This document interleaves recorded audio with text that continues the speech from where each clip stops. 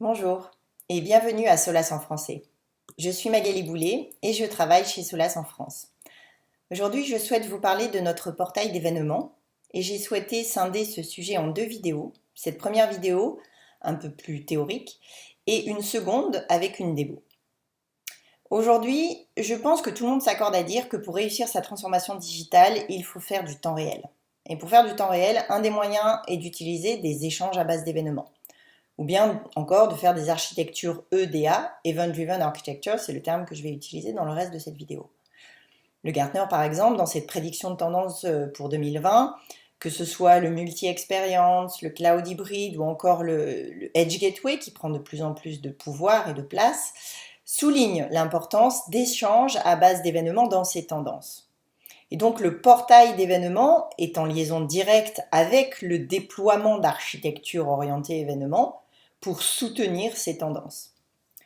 Ce portail est une brique clé de notre stratégie et de notre plateforme qui s'appelle PubSub+. Il veut répondre à plusieurs problématiques et à mes yeux, il y en a deux qui sont très importantes. Première problématique, c'est la documentation. Aujourd'hui, la documentation des échanges événementiels, souvent ça se résume à un fichier Excel. C'est pauvre et c'est pas très dynamique. La seconde problématique, c'est la facilité de faire de l'event driven.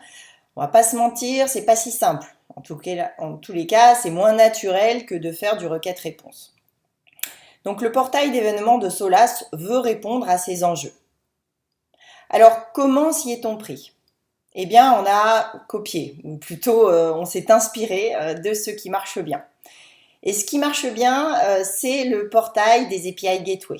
En effet, le portail des API expose les endpoints, les quotas, la sécurité, le format du payload, etc.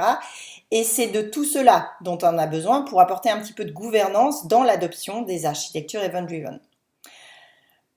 Alors, le portail Solas est en liaison avec un runtime, et ce runtime, c'est le broker d'événements qui s'appelle Solas PubSub+.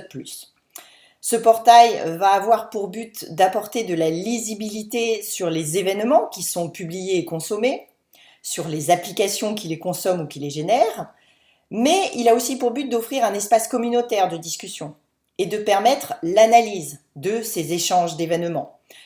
Cette partie analytique est très prisée dans les portails d'API et effectivement c'est très utile, par exemple pour savoir qu'un événement est publié mais pas consommé ou peu consommé. Le portail va adresser différentes populations.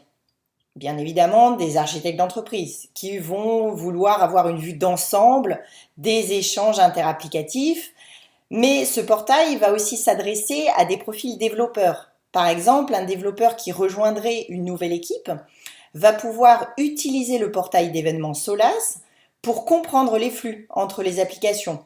Donc, il va pouvoir se former à ce nouvel écosystème, mais par la suite, il pourra documenter ou rajouter des métadonnées à un événement, une version, le type de payload, son schéma, etc.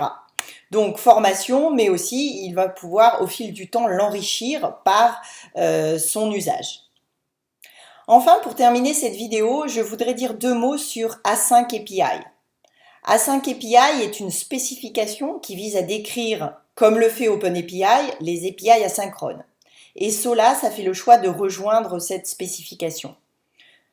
Aujourd'hui, dans le monde des API REST, la spec OpenAPI vise à décrire le endpoint afin qu'un développeur qui veut consommer son API puisse savoir, par exemple, qu'il faut faire un get sur HTTP, qu'il faut appeler tel URI avec tel jeton ou autre 2. Eh bien, c'est la même chose pour les API asynchrones. Un développeur va vouloir savoir à quel topic il doit s'abonner, quel format de payload il va recevoir, quels critères de sécurité il va devoir utiliser pour souscrire à ce topic. Eh bien, c'est l'objet d'Async API. Solas a choisi de supporter cette spécification à travers la génération automatique de description des API asynchrones, mais aussi à travers la génération d'exemples de code pour utiliser ces API asynchrones. Bon, j'imagine maintenant que vous voulez en savoir plus sur ce portail. Ce sera l'objet de la seconde vidéo. En attendant, n'hésitez pas à m'envoyer vos questions ou vos remarques à magali.boulet@solas.com. Merci, au revoir.